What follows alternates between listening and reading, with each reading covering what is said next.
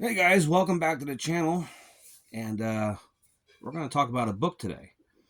Now, the author I want to talk about, the book I read of his, I'm going to tell you, I've heard about him for years and years and years. Surprisingly, I'm 43 and I've never read any of his books. But if you've heard the name, in the 70s and 80s, even the 90s, if you heard the name Stephen King, chances are you also heard the name Dean Koontz. And today I want to talk about Shattered. This was published in 1973. It's 289 pages, and published by Berkeley. Now, this was previously published under his pseudonym K.R. Dwyer. I had to take a note. I can never remember that. And apparently, he used a bunch of pseudonyms early in his career until he gained some, success, some mainstream success, and went back and, put these out again under his actual name. And this story is to describe this story is really cliche, because you would have to say something, or I would say something like, it is a taut, gripping suspense thriller. And I know that's cliche. You see that on the back of every book, every movie, but man, it is. I really loved it. And the plot, here's the plot. We got Alex Doyle and his 11-year-old brother-in-law, Colin. And they are making a cross-country trip from Philadelphia, Pennsylvania, out to San Francisco, where they're going to meet Courtney, which is Alex's new wife, and Colin's sister. And when they get out there, when Alex gets out there, he's looking forward to his new life with his new bride. He's got a new job lined up, and things are going to be really promising for him and his new little family. But it's very, very, very evident early on in the book, maybe 2-3 pages in, that they're being followed by someone in a white Chevy van. And Colin he's smart beyond his years. He's described as a very smart kid. And you can tell between the back and forth that he's got a lot of intellect for, he's a smart young man for being 11 years old. And he thinks, it might be some FBI person. He has all these theories about who it is. And he comes to the conclusion that it's some FBI person, some spy following them. And Alex is just brushing it off. But when they stop to eat or they stop at a motel, this van's right there, tailing them the whole time. And there are scenes where the van is outright just like trying to run them off the road, blaring the horn. And, that's what this is. It's like it's almost like Duel, or that movie from 2001, Joyride. But the only problem is like you don't know who the trucker is in Duel. You never really know. It's kind of ambiguous.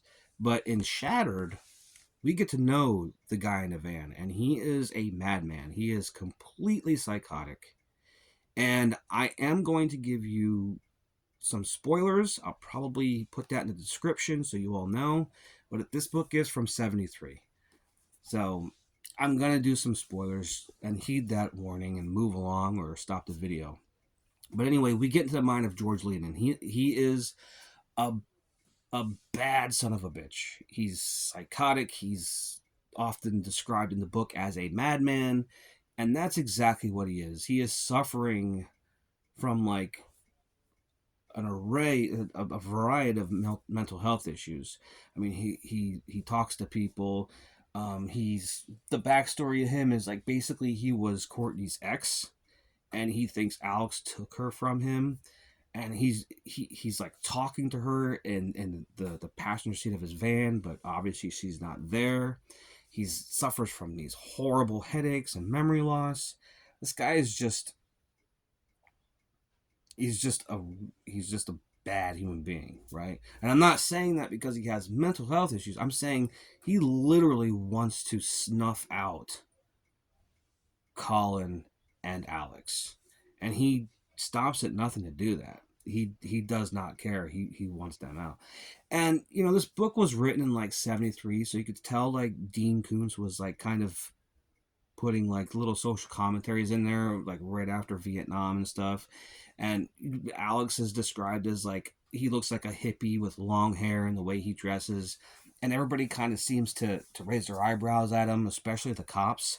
Like, Alex and Colin are pretty much alone on this journey, and even when they do go to the authorities, because just George Leland tries to run him off the road, the cops want nothing to do with it.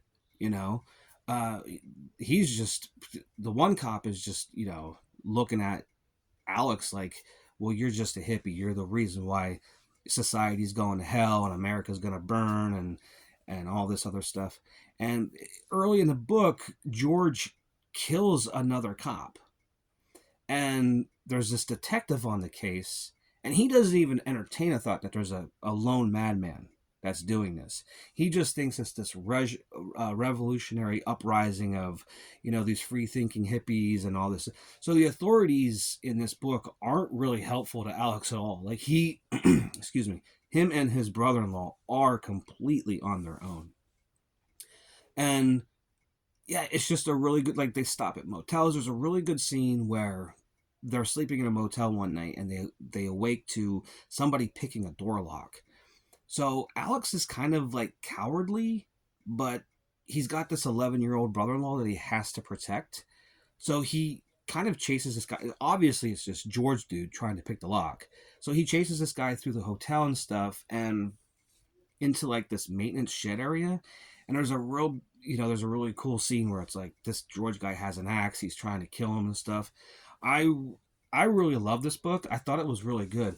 If we're rating it from like a 1 to 5 Goodreads thing, I would give this a 3, because I mean, I don't just throw around fives. You know, a 5 to me is a perfect book that you could reread anytime you want. It's just a great book. Is a 4 is like where it's at. The best of the best. But this is like a 3.5.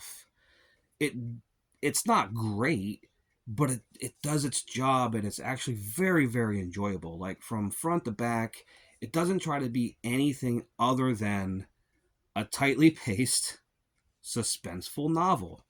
And I enjoyed it thoroughly. In fact, you know what? No, I'm going to give it 4. I'll give it 4 because I could see myself next year around this time reading this book. It actually was that good. So I'm going to give it a 4. Yeah. My first Dean Koontz novel gets a 4. Yeah, it's just a really good book. Guys, that's it. That's all I have for you today. Keep reading those books, keep watching those movies, and live within the pages. Especially if you're Alex Doyle, because it's a lot better than his reality. All right, guys, take it easy. Bye.